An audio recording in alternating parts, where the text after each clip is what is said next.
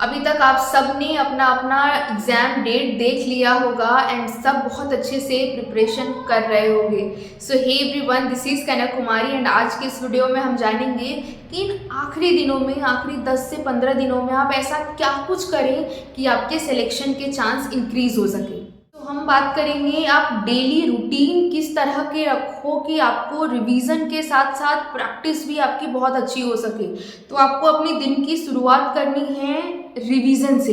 Daily squares, cube, percentage and table आपको daily बिना एक भी दिन स्किप किए आपको अभी डेली ही रिवीजन करनी है। आपको भले ही सब याद हो, सब कुछ आता हो, बट स्टिल आप लिख लिख के या पढ़ पढ़ के आप डेली रिवाइज करोगे। It will take like hardly 10 to 15 minutes. Then आपको जीए तो बिल्कुल भी स्किप नहीं करना है, क्योंकि आपको सिर्फ प्री नहीं निकालना है, मेंस भी निकालना है। तो बाकी सब्जेक्ट तो ठीक है, but GA is a thing जो आपको डेली याद करनी ही करनी है। सो आप प्री के साथ साथ जीए डेली पढ़ोगे and revision is must. Now very important thing कि आप अभी तक आप सबको मालूम पड़ गया होगा कि आपका किस स्लॉट में एग्जाम पड़ा है।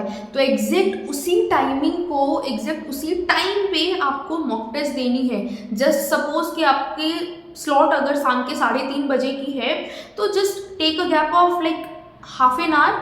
आप 4 बजे से मॉक टेस्ट एकदम एग्जैक्ट देने बैठ जाओगे। उससे क्या होगा कि आपका दिमाग उस टाइम जोन में ना सेट हो जाएगा, तो फिर आपको कहीं ना कहीं थोड़ी सी हेल्प मिलेगी।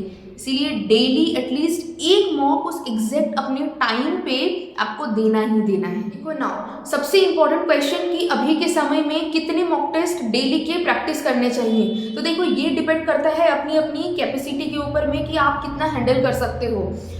मैं जब दिया करती थी तब उस वक्त 4, 5, 6 मॉक टेस्ट भी मैं दिन के दे के एनालाइज भी कर लिया करती थी। तो आप एटलीस्ट 2 से 3 मॉक टेस्ट तो आप दो ही दो, बाकी आप इंक्रीज करना अगर आप उस चीज़ को अच्छे से एनालाइज भी कर पा रहे हो। तो फुल मॉक टेस्ट के साथ में आप सेक्शनल मॉक टेस्ट भी देना शुरू करो। अगर अभी भी आप प्रैक्टिस पीडीएफ से कर रहे हो, so I would suggest just no more PDFs.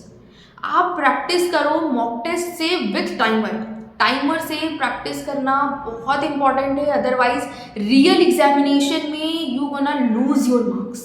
So just practice with full mock test and sectional mock test. अभी के दिनों में आपको कुछ भी न्यू स्टार्ट नहीं करना है। अर्थमेटिक छूट गया, कोई पजल का सेट छूट गया, या कुछ इंग्लिश में कोई कॉन्सेप्ट छूट गया, जस्ट लिव इट। आपने जितना कर लिया है उतना ही प्रैक्टिस करो, बहुत अच्छे से प्रैक्टिस करो। 100% सब कुछ सीख लेना इट्स नॉट कंपल्सरी। आपने जितना करना था आप कर चुके हो। अभी के समय में सिर्फ प्रैक्टिस, न्यू कुछ भी नहीं उठाना है।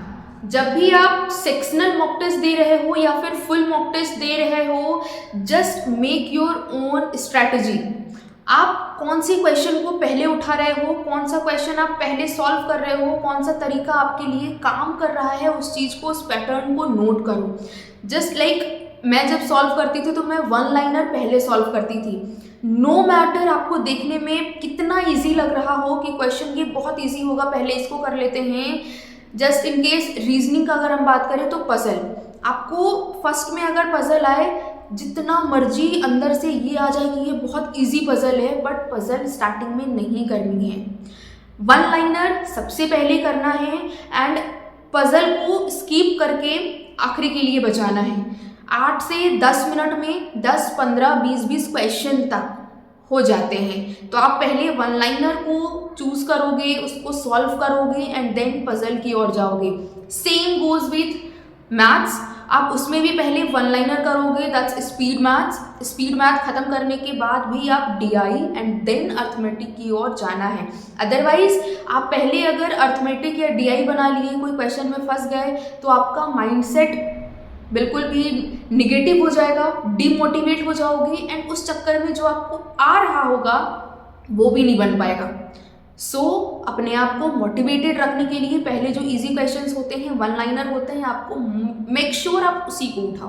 बीट इंग्लिश, बीट मैथ्स और बीट रीजनिंग, आपको सब में सेम करना है, one liner first and then lengthy questions second. Beat maths की प्रैक्टिस भी आपको डेली करनी है।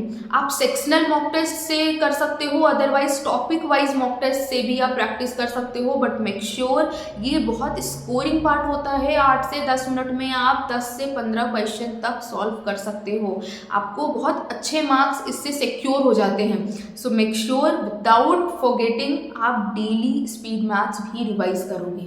इतना सब प्रैक्टिस में, इतना सब रिवीजन में जो मेन चीज़ आपको फोकस करनी है वो है एक्यूरेसी। जस्ट बिलीव मी, इस बार जो एग्ज़ाम है ना, ये एक्यूरेसी गेम चेंजर होगा। मेरे सिलेक्शन का जो मूल मंत्र है वो है एक्यूरेसी। एंड आप इस बात को नोट कर लो कि इस बार जिसकी एक्यूरेसी अच्छे रहेंगे ना, उसका सिलेक्शन का चांसेस ज़्यादा बनेगा। ये है कि आपको अटेम्प्ट भी उतना ही करना है, आपको मैक्सिमम ही अटेम्प्ट करने हैं, बट अटेम्प्ट के साथ में एक्यूरेसी बिल्कुल भी छोड़ना मत।